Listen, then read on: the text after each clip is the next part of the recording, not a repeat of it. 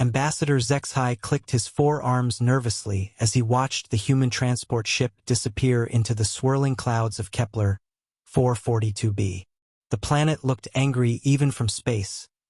Dark storms covering half its surface, volcanic eruptions lighting up the night side like angry fireflies. "Are you sure about this?"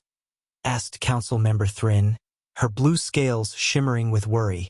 "Even our best scientists won't go near that place." Zexhai straightened his tall, thin body. "The humans want to join our council. They claim they're ready for the dangers of space. Well, let's see how they handle a real challenge." The other council members murmured agreement from their safe viewing chamber aboard the orbital station. Below them, Kepler 442b spun slowly, its red surface scarred by thousands of active volcanoes. The air was poison.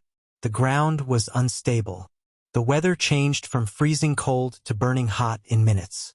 Even the water was dangerous, full of acid that could melt through most metals. It was a Class 0 death world. The worst possible rating. Nothing was supposed to live there. "How long do you think they'll last?" asked Thrin. "Our computers say 3 days," Zexhai replied. "Maybe less, but the humans had surprised them before. When the Council first discovered Earth, they couldn't believe anyone lived there. Earth was classified as a Class 0 death world too. It had deadly storms, poisonous creatures, crushing gravity, and unstable weather.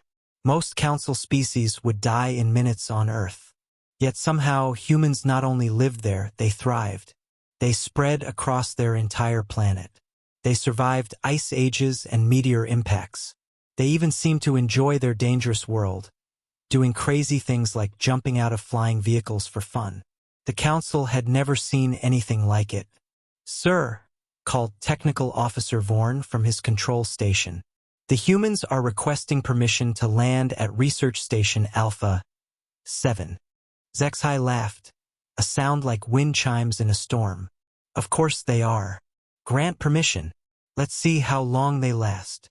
Captain Sarah Chun gripped her safety harness as their ship bounced through the thick atmosphere of Kepler 442b. Red lightning flashed outside the windows, and the whole ship shook like it was coming apart. "Well, this is fun," said Dr. Marcus Webb, checking his equipment. "Reminds me of that storm we flew through over the Pacific."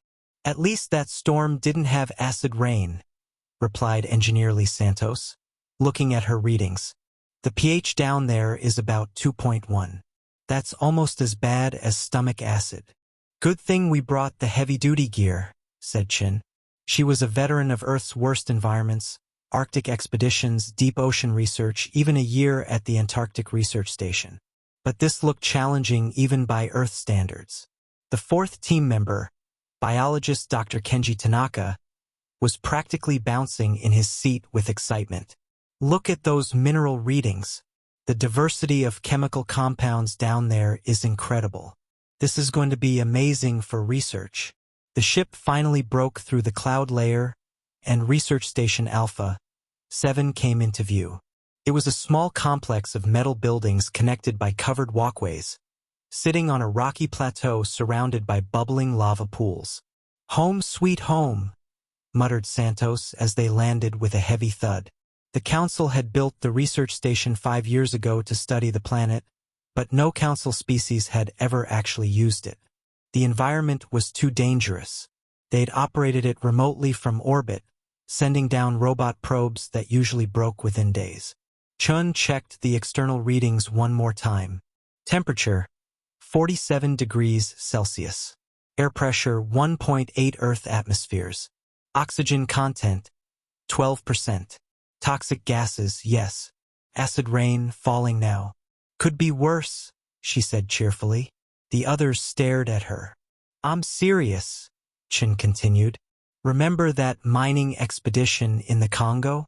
At least here we don't have to worry about malaria." The Council watched in amazement as the humans actually left their ship. They wore thick protective suits, but they moved easily in the heavy atmosphere. They set up equipment outside the station. They collected samples of the acid rain. Dr. Tanaka even seemed excited about the poisonous gas readings. "This is impossible," whispered Council Member Thrin. "Look at them. They're working in conditions that would kill us instantly." Ambassador Zexhai leaned forward in his chair. "According to their computers, the humans should be dead by now. The atmospheric pressure alone should have crushed them. The toxic gases should have eaten through their suits. The ground temperature should have cooked them. Instead, the humans were setting up what looked like a garden." "Are they planting something?" asked Technical Officer Vorn. On the planet's surface, Dr. Tanaka was indeed planting seeds in a small greenhouse he'd assembled. "These are modified soybeans," he explained to his team, "engineered to handle high acid and low oxygen. If they grow here, we'll have fresh food in a few weeks." "You brought farming supplies to a death world?" asked Dr. Webb. "Of course," Tanaka replied. "Humans have been growing food in terrible conditions for thousands of years. This is just a little more terrible than usual." Engineer Santos was busy connecting the station's power systems to their equipment. The previous occupants had used basic nuclear reactors, but Santos had brought something better: geothermal taps that could harvest energy from the planet's volcanic activity. "Waste not, want not," she said, drilling into the hot rock. "This planet is basically a giant battery. We just need to plug into it." By the end of the first day, the humans had not only survived, they'd improved the research station. The power output was triple what it had been. The life support systems were running more efficiently. They'd even fixed several pieces of equipment that had been broken for years. The council watched in stunned silence. "Maybe we made a mistake," whispered Thrin. 1 week later, the humans were not just surviving, they were thriving. Dr. Tanaka's modified plants were growing faster than expected in the high CO2 atmosphere. The greenhouse was already producing fresh vegetables. He'd also discovered 3 new species of extremophile bacteria that could potentially be used for medicine. Engineer Santos had turned the research station into a marvel of efficiency.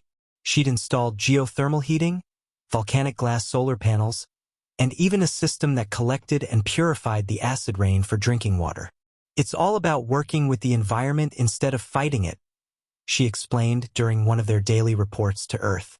"This planet has amazing energy potential. The volcanic activity alone could power a small city." Captain Chun had established regular exploration routes around the station. She'd found safe paths through the lava fields, located sources of useful minerals, and even discovered a cave system that provided natural shelter from the worst storms. Dr. Webb was having the time of his life studying the planet's extreme chemistry. "The mineral formations here are unlike anything on Earth," he reported. "We're seeing crystal structures that shouldn't be possible under normal physics. This place is a natural laboratory." The council couldn't understand it. Every day they expected to receive a distress signal. Every day the humans seemed more comfortable and productive. "How are they doing this?" demanded Ambassador Zexhai. "Our best scientists said nothing could survive down there." Technical Officer Vorn pulled up the human files again. "Sir, I think we may have underestimated their home planet. Look at these Earth environment records." The data was shocking. Earth's oceans were full of acid in some places, but humans swam in them. Earth had deserts hot enough to kill most species, but humans lived in them. Earth had frozen wastelands, poisonous swamps, areas with crushing pressure, and regions with deadly radiation. And humans had not just survived in all these places, they'd built cities in them. Their home world isn't just a Class 0 death world, Vorn realized. It's a Class 0 death world with incredible diversity. They've had to adapt to every possible extreme environment. "What does that mean?" asked Thrin. "It means," said Vorn slowly, "that there might not be any environment they can't handle." 3 weeks into their stay, Kepler 442b threw its worst challenge at the humans yet. The storm appeared on their sensors as a massive wall of acid, lightning, and volcanic ash stretching from the ground to the upper atmosphere. Wind speeds reached 300 kilometers per hour. The temperature swung from 60 degrees to -20 degrees and back again in minutes. "Well," said Captain Chun, checking their preparations. "This should be interesting." The council watched in horror as the storm approached the research station. Even their heavily shielded orbital station was buffeted by the upper edges of the weather system. "They're all going to die," whispered Ambassador Zexai. "No one can survive that." But the humans had been preparing for 3 weeks. Santos had reinforced the station buildings and installed emergency power systems. Chun had stocked the underground storage areas with supplies. Tanaka had moved his most important plant samples to protected areas. Dr. Webb was actually excited. "This is perfect," he said as the storm hit. "We'll get readings on atmospheric chemistry that have never been recorded before." The storm raged for 18 hours. The council lost contact with the station for most of that time. When the communication systems finally came back online, they expected to find nothing but wreckage. Instead, they found the humans having breakfast. "Good morning, Council Station," came Captain Chen's cheerful voice. "Sorry about the communication blackout. The storm was quite something. We've got some fantastic data to share with you." The research station was not only intact, it was better than before. The storm had actually helped Santos's geothermal systems work more efficiently. The volcanic ash had provided new minerals for Tanaka's plants. Webb had collected samples of atmospheric compounds that had never been seen before. You survived?"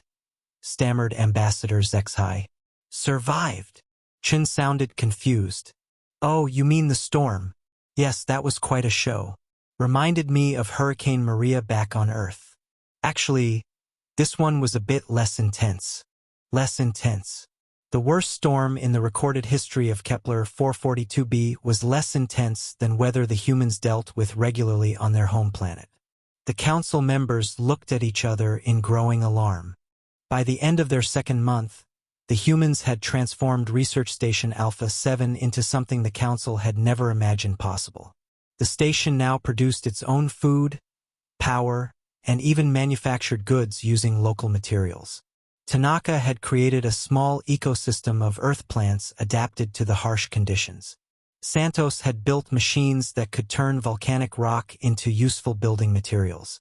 But the real breakthrough came when Dr. Webb made a discovery in the deep caves. "You're not going to believe this," he reported to both his Earth team and the council observers. "I found life down here. Native life." The caves beneath the research station were even more extreme than the surface, hotter, more acidic, under crushing pressure. But in the deepest parts, Webb found bacteria and even simple multicellular organisms thriving in conditions that would instantly kill almost any known life form. "This is incredible," he explained, his voice crackling with excitement. "These organisms have evolved to live in pure sulfuric acid. They eat volcanic glass. They thrive under pressure that would crush most creatures. And they've been here for millions of years." The discovery changed everything. Kepler 442b wasn't just a death world. It was a world with its own unique ecosystem, perfectly adapted to its extreme conditions. "We need to study this," Tanaka said immediately. "These organisms could revolutionize our understanding of life in extreme environments." But there was a problem. The council had planned this as a short-term test. The humans were supposed to fail quickly and be evacuated. No one had prepared for a long-term research mission. "We need to extend their stay," Dr. Webb requested. "At least 6 more months. The scientific potential here is enormous." The council members looked at each other in panic. 6 more months? The humans were supposed to be dead by now, not asking for extended research time. "Absolutely not," said Ambassador Zexai firmly. "This was a test, not a research mission.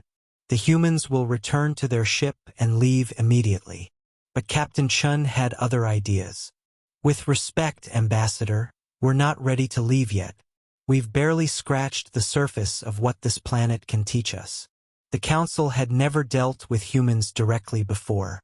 They were used to species that followed orders, respected authority, and avoided dangerous situations. Humans seem to do the opposite of all these things. This planet is too dangerous for extended occupation, Zexai insisted. Dangerous? Chun sounded genuinely confused. Sir, with respect, my grandmother's farm in Tornado Alley is more dangerous than this place. We've got the environment figured out now. It was true. The humans had not only adapted to Kepler 442b, they'd made it comfortable. They'd built safe paths through the lava fields, established reliable food and water sources, and even set up recreational areas where they could relax after work. Dr. Tanaka had created a small garden where earth flowers bloomed in the alien soil. Santos had built a workshop where she invented new tools using local materials. Webb had established a laboratory that was producing groundbreaking research daily. Look, said Chun reasonably, we understand your concerns, but we've proven we can live here safely, and the scientific opportunities are incredible. Why waste them? The council was trapped. They couldn't admit that the whole thing had been a test designed to kill the humans. But they also couldn't explain why they were so desperate to get the humans off the planet. The orbital station has limited supplies, Zexai said weakly. No problem, replied Santos cheerfully. We can supply ourselves from the planet's resources. We're already producing more food than we need. We could even send supplies up to you if you're running low. The humans were offering to help supply the council station from a planet the council considered uninhabitable. Thrin leaned over to whisper in Zexai's ear. Maybe we should just let them stay. They're not hurting anything, and their research could be valuable. But Zexai was stubborn. No, they leave now. That's final. The humans had never been good at following orders they disagreed with, and they weren't about to start now. We're staying, Captain Chun announced simply. This is too important to abandon. You don't have a choice, Zexai replied angrily. We control the orbital station. We can cut off your supplies. What supplies? Asked Santos, genuinely puzzled. We're completely self-sufficient down here. We make our own food, power, water, and equipment. We don't need anything from orbit. It was true. In just 2 months, the humans had turned a barely functional research station into a thriving outpost. They were producing surplus resources, not consuming them. We'll send ships to force you to leave, threatened Zexai. Chen's voice turned cold. Sir, I don't think you want to do that. We're conducting peaceful scientific research on an uninhabited planet. Forcing us to leave would be an act of aggression against Earth. The Council hadn't thought of that. Earth was still not a member of the galactic community, but it was a sovereign world with its own government. Attacking human researchers would be a diplomatic incident. Worse, Earth had a reputation for responding poorly to attacks on their people.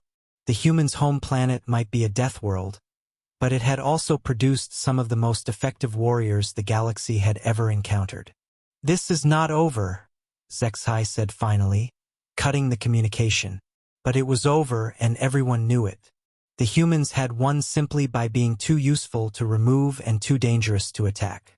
6 months later, Research Station Alpha 7 had become the most productive scientific facility in Council space.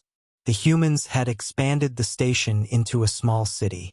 They'd built manufacturing facilities, research laboratories, living quarters, and even entertainment areas.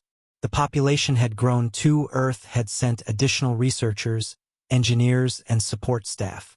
Dr. Webb's discoveries of native life had led to breakthroughs in biochemistry and medicine.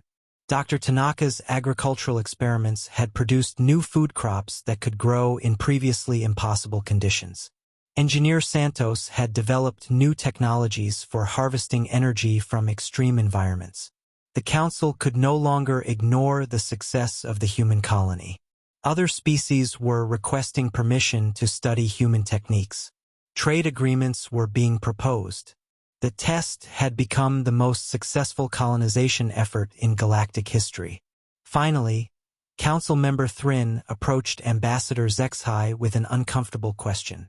Maybe we should admit we were wrong, she said quietly.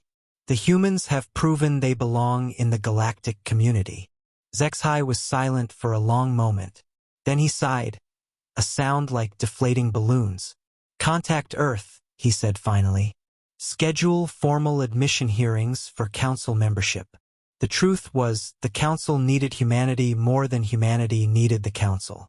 The humans had skills and knowledge that could benefit everyone. They could survive in places other species couldn't even visit. They could solve problems that had stumped council scientists for centuries. And they'd proven all of this on a world that was supposed to kill them.